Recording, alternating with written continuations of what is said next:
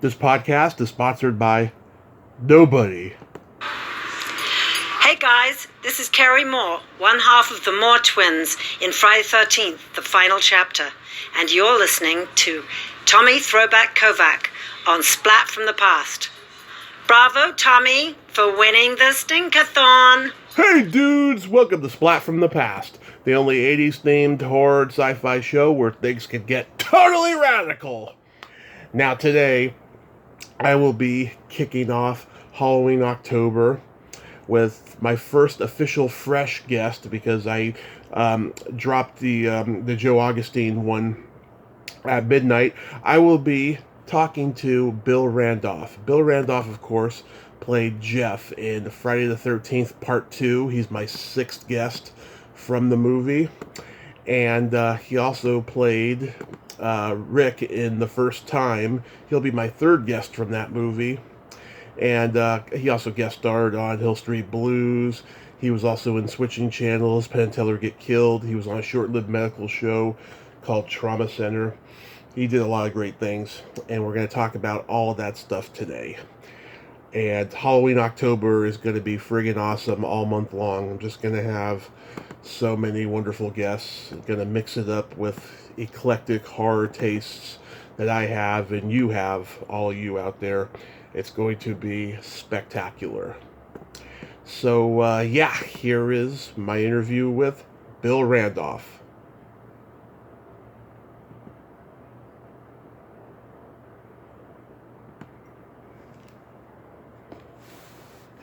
Hey, Bill, welcome to the show, sir. How are you today? I'm very good. How are you? I am spectacular. Thank you for having me on the show. Absolutely. You're my first fresh interview for October 1st. I just released a pre-recorded one, and I thank you so much for taking the time today. My pleasure. So, what's up? What's new? How are you? My life is unordinary, but we're here to talk about you. So, going back in time, did you gravitate toward acting early on in your childhood? Yeah, actually, when I was in high school, my high school program, which was in Stockton, California, at the kind of the usual high school, there was a director there, Tom McKenzie, and he had a very robust theater program. And I got involved as a sophomore or junior. I think it was a junior in high school. My Mrs. Froelich, my social studies teacher, right, announced in class that they're having auditions this afternoon. Go audition. Who knows? It might change your life. And that's exactly what it did. Nice. Yeah, I live a couple hours away from Stockton, over in Reading, and Stockton's Stockton's a nice area, I have to say. Yeah, I mean, certainly, at that time, it had yet to become a neighborhood for San Francisco, where people would buy homes in Stockton and then that's where I'm from. Francisco for work. Yeah, I'm originally from San Francisco. Yeah. Other than the fact that it was 104 degrees in the summer, it was fantastic. Absolutely. So you're born in Detroit originally? Yes, I was born in Detroit. My father was a civil servant, and we lived in Europe, in central France, in Orléans, and in southern Germany, in Zweibrücken, from 63 to 68, and then moved to California. That's where I finished high school and started my first couple of years of college at PCPA, which is down in Santa Maria, California. And then went to SUNY Purchase and got a BFA in acting from Purchase. Yeah. When you were studying acting there, did any of your classmates go on to be professional actors? Oh, yeah. J.O. Sanders was in my class. What? Wow. Jody Long. Yeah. Jody Long, who just won an Emmy. I think she just won an Emmy. He was in my class. So yeah, I guess I'm the low rent of the class. No, J.O. Sanders, he's a very underrated actor. He's a very interesting guy, and he's been a good friend, for the 7,822 years since we graduated, and he's a good guy. Jody's a great. It's amazing that some of these people still keep in touch, and also that that everybody is still so open and friendly and whatever. Also, David Keith. Oh yeah. Who he's actually in a series right now, and of course I can't remember it. But he was actually in my class, and they kicked him out. They said, "We don't think we can do it." And I don't know whether it was because he was so good at the time that they said, "We don't think we can do any more with you." But they actually told him, that he was not invited back to school, and he went on to Juilliard, and of course, probably his work more than anybody. But we had a lot of good people at Purchase. Well, when you're good, Stanley Tucci. Oh, Stanley Tucci went to Purchase, and Wesley Snipes went to Purchase. And, although they were after I was there, so I was gone long before they got there. Yeah, when you're good, everybody doesn't like you, but when you're bad, everybody likes you because they like your tenacity. That's one thing I've learned. Yeah, I was in the tenacity group. Yeah, well, it's better to be in one group than no group at all, I guess. That's right. Call me anything but late to dinner.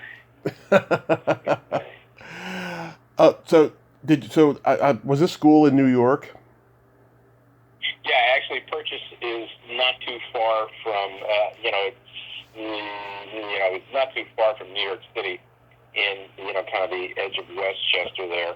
Mm-hmm. And so it was an easy commute, and certainly while I was studying there, we would make lots of trips into the city to see theater. And, after that, I was fortunate that after, a couple of my friends were involved with Circle Rep, and the first Broadway show that I got into, which was Gemini, right, actually originated at Circle Rep. So I knew the project, and I had kind of followed it. And then when Reed Birney left the show, I was able to audition and get into that show. So that was terrific for me. And kind of what I did was the usual New York actor. I did work at a couple of restaurants, and also was just very fortunate that I was working fairly steadily after I got out of school. So I was fortunate, for a good 20 years. But Gemini has to be a career highlight as far as theater goes. Yeah, I mean, it was a lot of fun. I made some lifelong friends. Mm-hmm. Kathleen Turner, ooh, the original was in the cast with me, and also Wayne Knight. Oh yeah, was in the cast with me. Hello, Newman. Yes. Yeah. So, and we still keep in good touch, and in fact, I probably spoke to Wayne, a couple of weeks ago or a week ago. Yeah. That's good that you all still have that community that you had, 40 years ago, because the younger generations, they barely have a community. They're very competitive nowadays. Yeah. And certainly the thing is that they'll realize, a couple of years down the road, that the people that they know and work with, when they're young end up becoming their network, and you're lucky if you can keep that network alive and continue to work with people you know and love. So Absolutely, it always helps. Yeah. So your first movie credit on IMDb is Brian De Palma's Dressed to Kill.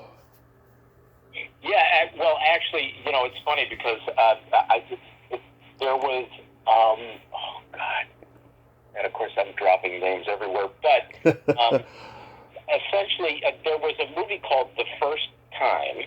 Yep. And it was shooting up in Sarah Lawrence at school, and Brian De Palma. Well, he must have been involved somehow with the faculty or whatever he was with, because he was the executive producer. He was overseeing the whole project. And I met he and Nancy Allen while I was auditioning for The First Time. And I got a real fun featured role in that. And Lou DiGiamo, who was Brian De Palma's casting director at the time, it was amazing because he just called me up and said, listen, we got a little part for you in Dressed to Kill. Do you want to do it? And I was like, yeah, right. Like, I'm going to say no? It was like, of course I want to do it. Yeah. And so I did that, and I was very fortunate to work with Nancy. And we have remained friends. Anytime that I get the opportunity to see her at a convention, it's always terrific. I met her 4 years ago. She's a great lady, and now I'm trying to get her on the podcast for October, and hopefully I'll be able to get her. Yeah, I mean, she's terrific. She's also very generous, just very sweet, just a good human being. Yeah, is that where you got your SAG card? Yes, actually, I got my. That's very interesting because I'm not sure whether I'm sure that The First Time had to have been a SAG project too, and even though The First Time came out after Dressed to Kill, I did film it before, so I probably got my SAG card on The First Time, and actually was very lucky that I got my AEA card, my Actors Equity card, through Gemini. So I was, and also I'm trying to think in terms of AFTRA. I probably got my AFTRA job card when I'm not sure that which job it was, but I was also hired for something and got the card because I got a job. So I was very lucky getting my cards that way, getting into the union that way.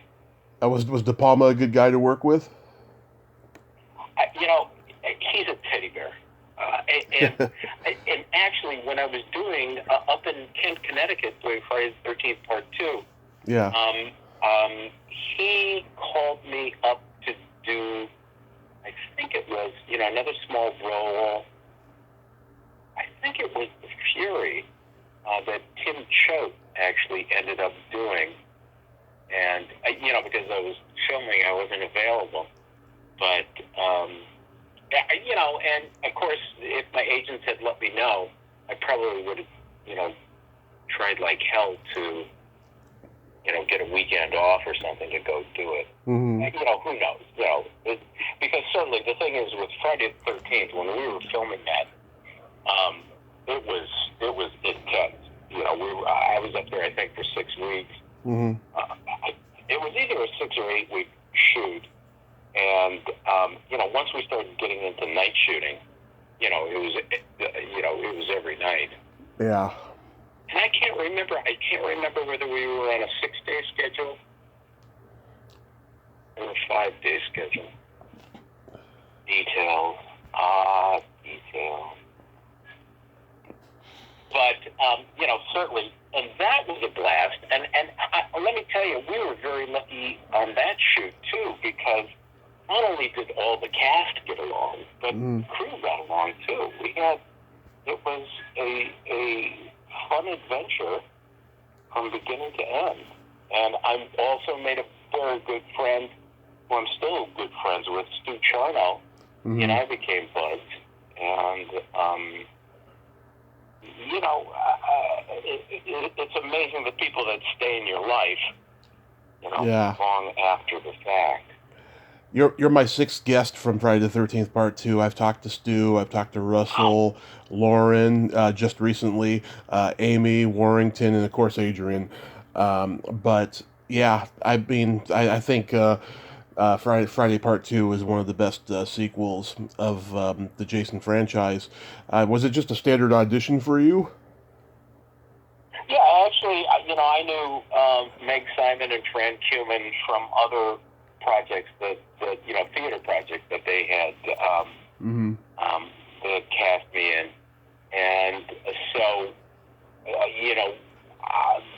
I don't even I'm not positive, but it might have been one of the first or second times that because they always have callback. But I met Steve Miner. Mm-hmm. I know that I met Steve Miner. Basically we got paired up, and this might have been the first callback, but got paired up with different Sandras, and I've told this story before, but the Sandra that auditioned with me, and thank God I can't remember her name, and I'm sorry if you ever hear this story, but she was so excited. She was bouncing off the wall. I mean, literally bouncing off the wall.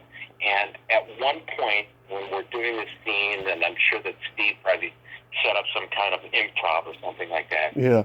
And I just looked at Steve, and I said, "Are you kidding?" Because she wouldn't settle down. And it was like, who is this nutcase? So Steve and I connected when he and I both realized that this young lady was never going to stop bouncing off the wall. And I think that's why I got the job, because I connected with Steve right there, where it was like, okay, this is interesting. Yeah. Had you seen the first one? Yes, actually I had, and part of the reason why is because, certainly all the, young struggling actors in New York City, I knew Kevin Bacon, and, we would all go bowling. There was a bowling alley between 76 and 76, 77th Street, but it was a 10-lane bowling alley on the second floor of this building. Uh-huh. And we used to go up and go bowling. So, that was the thing for a lot of unemployed wannabe actors. And Jennifer Gray was part of our group that would go bowling. Oh. There were a lot of really, because certainly you see each other at all the auditions. Yeah. And, become friends, and different people become lovers and that kind of thing. And I think, oh God, this will really get me in trouble. Who's Michael J. Fox married to? Oh, Tracy Pollan. Tracy Pollan and Kevin Bacon were an item. This was Mercury. That's true. And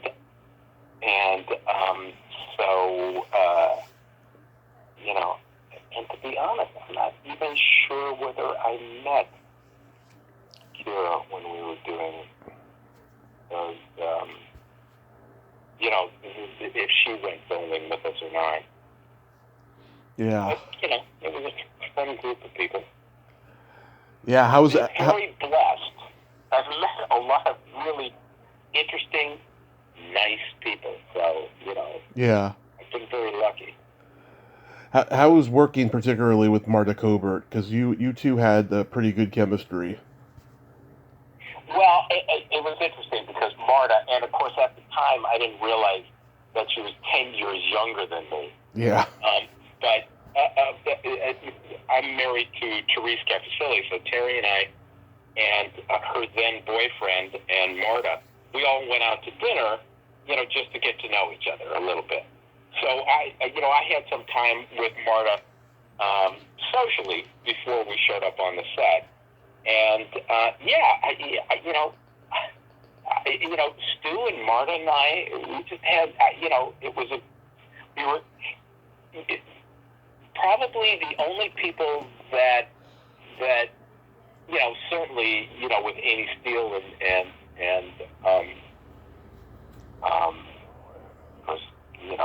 the other head counselor, I'm forgetting it, John Fury. John Fury. Amy Steele and John Fury, because they were, kind of filming at different times, and then, they were doing a lot of their stuff together. There was not that much connection with them. Mm-hmm. But, and also with Russell Todd, it's kind of funny because with Russell Todd and Kirsten, we didn't spend that much time with them either. But of course, we weren't in their scene. Right. So we weren't really working with them. But certainly Marta, Stu, and I, we got on like a house of fire, as they say. Yeah. Had a good time. And Stu and I, we were just, we were the bad boys. Yeah, we would in the middle of the night scratch on Kirsten's window, of her cabin, to terrorize her. And I think we tried it with Marta, but Marta was too, knew that it had to be us. But I think we really did scare Kirsten. And Lauren Marie. We scared the shit out of Lauren Marie. Yeah. Oh, she's a lot of fun. Yeah. And also, now with all these conventions, I've gotten to know everybody a lot better. I mean, certainly Russell Todd I've gotten to know much more than when we were up there filming. Mm-hmm. And he's a lot of fun. And, been able to, go out and have dinner and drinks with Amy and John and Kirsten and Russell and whoever's at whatever convention. Yeah. And so, I love the convention. I am very happy to be involved with this ongoing saga. Yeah, I enjoy going to horror conventions too. I started getting into it, about 5 years ago. It's been on hold because of COVID, but I do enjoy horror conventions. I think they're just wonderful. I did meet John Fury at one about 2 years ago, and I met Steve Dash just before he died. And Steve Dash was at every single convention. He was always there. Yeah. And God rest his soul, man. What a show. Absolutely. Now, of course, everybody remembers your death scene with that, impaled spear. Like, how was that pulled off? I tell you, and now it's very good because on the new Blu-ray set, it does have the original scene. Instead of just cutting from Sandra in shock to the spear through the bottom of the bed, the spear going through my back is included. It's probably in the extras, and I think you can also find it on YouTube. Mm-hmm. But that essentially, I met with Carl Fullerton. He lived in New Jersey at the time, and Carl Fullerton was the special effects guy. And I went to his. He had a place in New Jersey where we, did a mold of my back. And then when we were on set, there was a hole in the bed so that I could be actually below the surface of the bed. Most of my body was below the surface of the bed.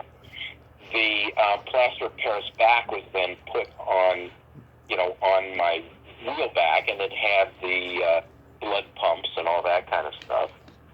And then there was a latex skin, that went from my shoulders to the top of my buttocks. Yeah. And it took 4 hours to attach that latex skin. Mm-hmm.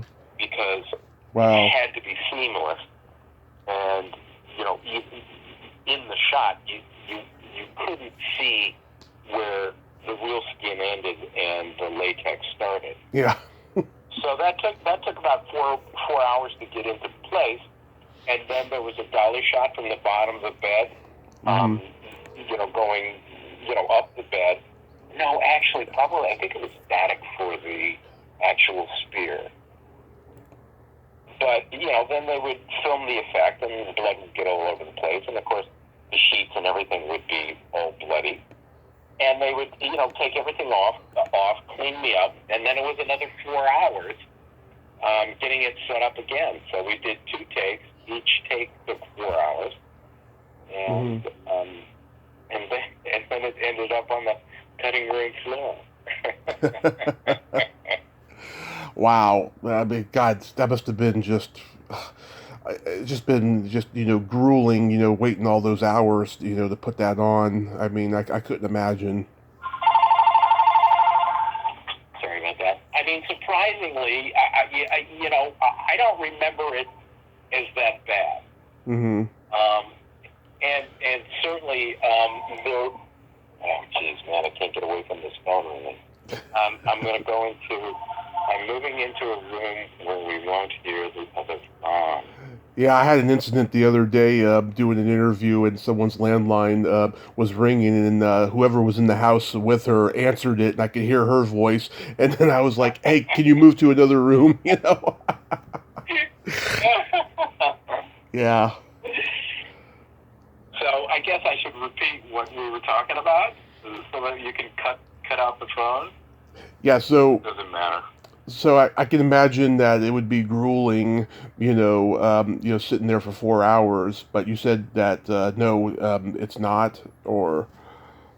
Well, the thing is, and I've actually told the story, and I don't know who it was, but there was, I think it was the boom guy that was on the sound set. Although, don't quote me because, who knows? I'll probably get him in trouble. But at one point, he comes over to me because essentially I was on my knees, and it wasn't that uncomfortable, but it was a long time. And he and of course my head was facing, at that point, while they were putting on the stuff, it was facing out. And so he comes over and he says, open your mouth. Kind of whispers in my ear, open your mouth, open your mouth. And so I opened my, me being the dutiful actor that I am, I opened my mouth, and he blew something into my mouth. Mm-hmm. I have no idea what it was. I've never found out what it was. And to this day, it was like the best thing that could have happened, because the rest of the day was a breeze. So he saved me. He came over and he saved me. And maybe that's why I don't remember it as a very difficult time. I don't know. He knew what he was doing. Oh, yeah.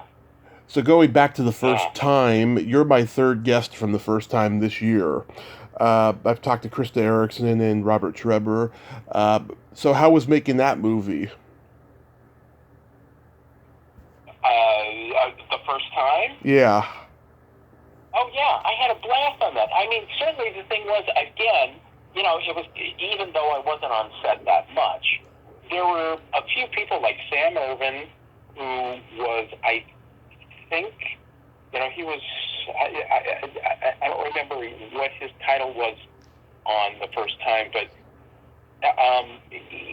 he was also, he worked a few times with Brian De Palma. Right. And because of the Brian De Palma connection, I think he was executive producer for, or the first time. I don't know. I'd have to look and see what it's credited. But I met him, and also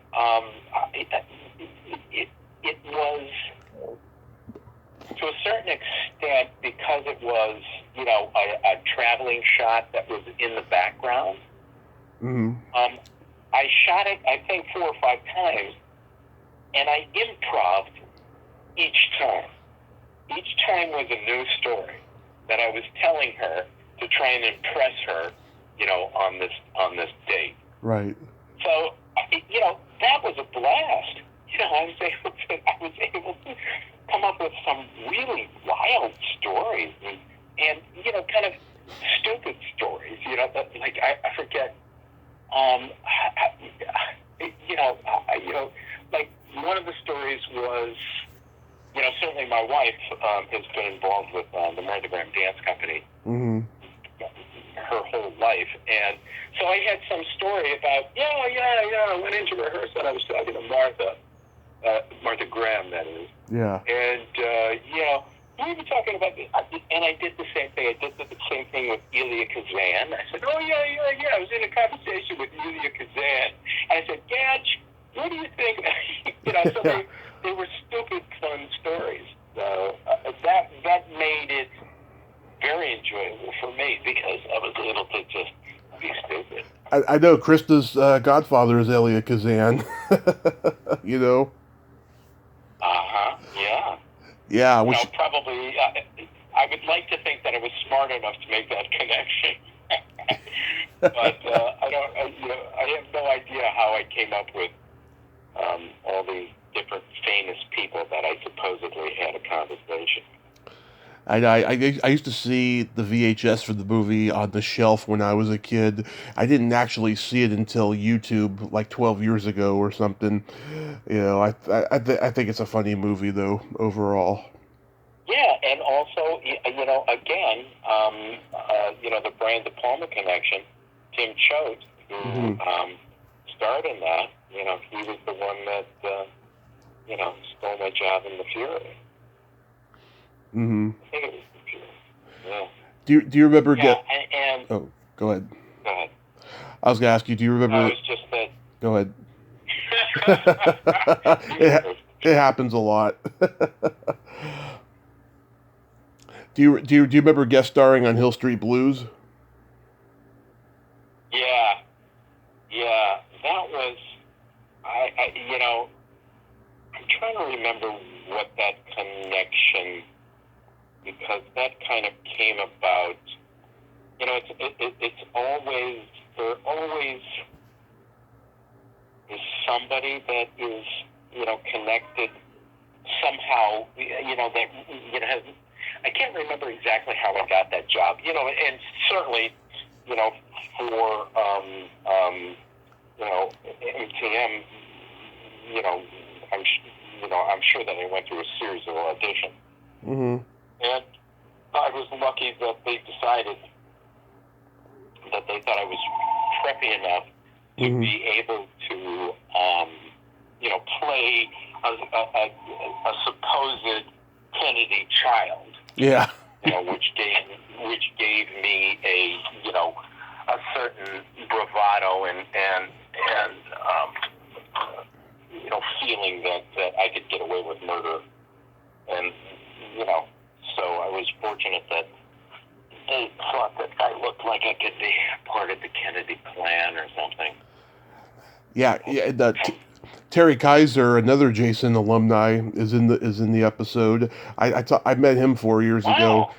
I met him 4 years ago. We had a great conversation, because he plays a stand-up comedian in the episode, with narcolepsy. And I did stand-up comedy for 10 years, so we got into a nice conversation. He is without a doubt one of the nicest, most sweetest guys I have ever met in my life. And, he's so good at playing scoundrels in movies and television, Yeah. Certainly, stand-up, I gotta hand it to you. That's gotta be the scariest thing on the face of the earth. Not really. For a guy like me who was a natural ham from early on, it's pretty easy. You really have to be born just a ham, basically, in order to do it. you know. Yeah. And you gotta be funny from early on, you know. You gotta have family members who are funny too, you know. It's genetic, Yeah. is what it is. So if you're not funny when you're coming out of the womb, forget it. Yeah, you'll most likely be an actor or a serial killer, you know. So that's why I'm an actor and not a comedian. I was never funny. I did do a comedy series. I think it was in 1984 called Comedy Zone, Uh-huh. which also was cast by Simon Cuban, I believe. And yeah, that lasted. I think we put 5 or 6 episodes in the can, and I think it was dead by the 3rd episode or something like that. But I also met Joe Mantegna, Oh yeah. because he was part of the core group in Comedy Zone also, and yeah, and Mark Lynn Baker, he was also in it. From Perfect Strangers, Oh. yep, in My And Favorite we did- Year. From Perfect Strangers Yeah. in My Favorite Year, yeah, Mark Lynn Baker. Yeah. Yeah, you were on a short-lived medical show called Trauma Center. Yes, James Norton, Eileen Heckert, and Wendy Malick. And Lou Ferrigno, of all people. Yes, Lou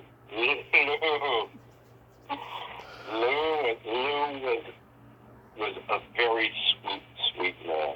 He was, and gigantic. I mean, Yeah. you have no idea what big is until you're standing next to him, and you realize that from shoulder to shoulder, he's wider than you are tall. I'm a pretty big guy. I'm sure I'd look like a midget next to him. It's true. I mean, he was, and the thing is that you kind of take it for granted, because he's got, his EMS uniform on and everything. Right. In many ways, looks kind of very normal. And then it's true. You go stand next to him and you realize that his arm is larger than my leg. I know. And this is like right at the same time St. Elsewhere is coming on the air, right? So I guess ABC Yeah. was pitching it as kind of a St. Elsewhere, right? But it didn't catch on. Oh, we so much wanted it to be, we wanted it to be so much more like St. Elsewhere than it. Unfortunately, because we had a really good cast, and Dorian Harewood was in it, and James Norton, just really good people in it, and Jack Bannon Yeah. was in it, and we so much wanted it to be a 10 o'clock show as opposed to an 8 o'clock show. Yeah. Immediately, you knew, it was like you read the first couple of scripts and you said, oh, okay. I come in on page 13. You go to every script. Okay, page 12, page 13, page 10. It's like, it couldn't have been, unfortunately, it was very formula. It just followed the formula. And kind of understandably, they want to use Lou as much as possible because he certainly had probably the most name recognition. Yeah, I mean, on St. Elsewhere, everybody was pretty well known. Yeah, eventually, on St. Elsewhere, because that was just an ensemble cast, but Yeah. George Clooney came out of that. Oh, no, George Clooney was ER. Oh, really? Yeah. He was wrong? He wasn't in St. Elsewhere? You sure he wasn't? He may have guest starred on there because he was guest starring on everything back then. He had a recurring role on The Facts of Life towards the end, Yeah. So I take it because you had a Kathleen Turner. The Oh, thing go ahead. that was great about St. Elsewhere, and it was kind of groundbreaking in that sense, was that it was so much more of an ensemble group of actors than kind of the starring this person, starring that person kind of thing that was happening with Right. I take it because you had a connection to Kathleen Turner. That's how you got cast in Switching Channels. Well, yes and yes, absolutely. In fact, it was one of these deals where I hadn't worked for a while, and Kathleen was very generous, where she said, "Listen, I'm doing this film, and I'm not sure that we ever, seriously talked about it, in terms of, but, certainly I played the angle. It was like I went to my agent and said, hey, Kathleen's doing this movie. There's nothing in this movie for me. Mm-hmm. But yeah, and actually we're very lucky, even though, not many of my lines actually made it to the film, but I was able to spend, 10 weeks on set, with she and Chris, and originally, Bill Randolph, that character was supposed to be played by Michael Caine. Oh, yeah, because they had done Death Trap together. Yeah, and not only that, but he got stuck. He was doing some Jaws, and he got stuck. Yeah. He couldn't get to the set for Switching Channels, so they recast it with Bird, and that was a very interesting situation. Oh yeah, I mean he missed his Oscar speech because he was making that stupid movie. But then he won again, so he got to do that speech. So yeah, I know. It was a very interesting dynamic between Kathleen and Chris and Bert, because certainly the whole set was upset that Michael Caine couldn't get there, and I really wanted Michael Caine to get there because even though I never filmed with him on Dress to Kill, he at least would have had an opening line saying, hey, yeah, we did a film together. Yeah. But, How about working on Penn and Teller Get Killed? Well, that again, was Simon and Cumin, and I was the reader. When they were doing auditions, I was the reader in the room that would, read the other lines whenever anybody was auditioning, and so another situation where, hey, yeah, you got to use them in something. It wasn't, and the other problem with that is that it was in the middle of the writer's strike. Yeah. That we were filming that. So, Arthur Penn, who directed it, he had absolutely no leeway.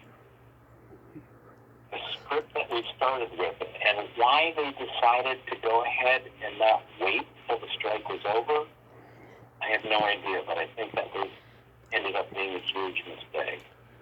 Because certainly the thing that was so good about those guys was their spontaneity.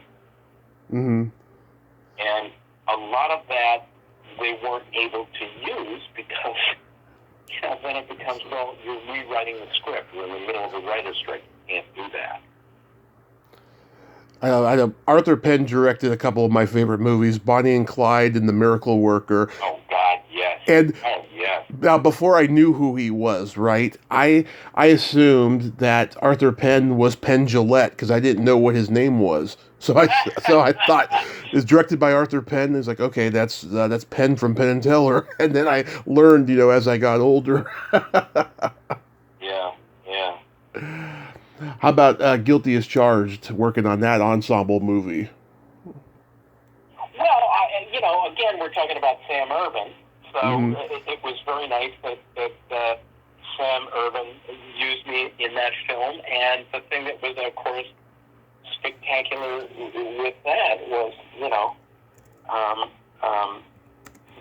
not only Heather Graham, working with Heather Graham, but, it was a good you know, I enjoy working, and I'm sure every actor does.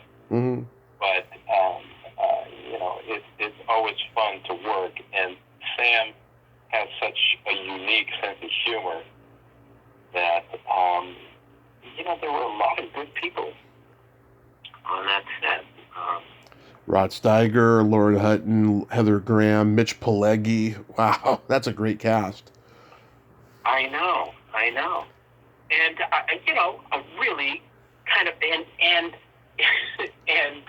I think, hey, Isaac Hayes. they talk about a cool dude. I mean, really.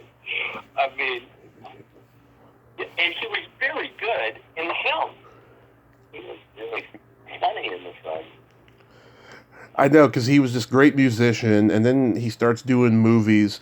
Like, I don't know when he started doing movies, but like by the time that, you know, he became the chef on South Park, the cartoon, like that was it. I mean, he became a part of, you know, of pop culture history when he became that character. Yeah, yeah. But wow, though, you had this like domino effect, like everything you did led to another. Yeah, and certainly, you know, back to the fact that you know, kids these days don't, you know, think they're the end all and be all. It's your friends, it's the people that you work with, it's you know, everybody that you know, and that becomes vitally important as your career goes on.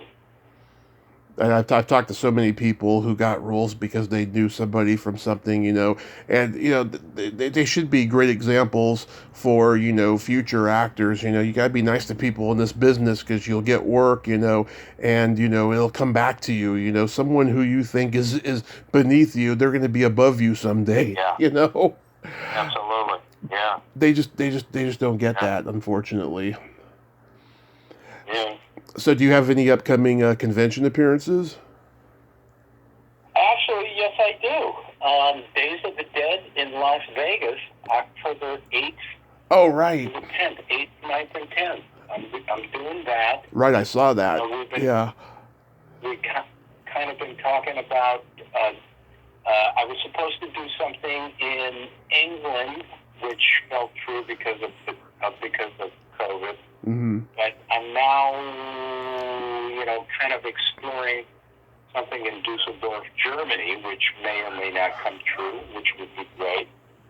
And, you know, it's like, you know, keep them coming. I'm happy. Yeah. Let me know. I am on board. Awesome. Do you still act at all, though? Well, I haven't. I started a family. Right. And in let's see, when was it? You know, probably, I don't know, 1997 or something like that. My wife and I decided that we'd try to have a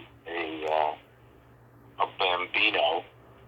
Mm-hmm. And so because I was not working consistently enough as an actor, I didn't have consistent health insurance. Yeah.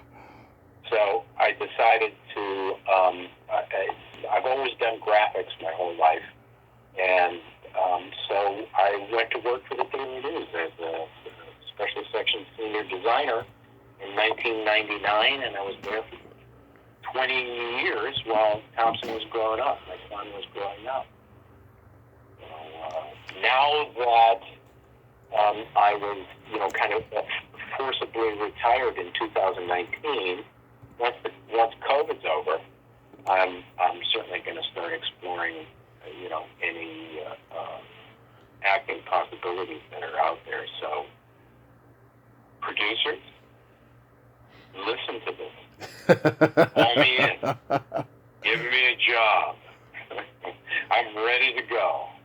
When's the last time you did theater? Yeah, like 1999. That was the last one I did. Actually, Arthur Storch, Mm-hmm. Arthur Storch, who was the artistic director of Syracuse Stage.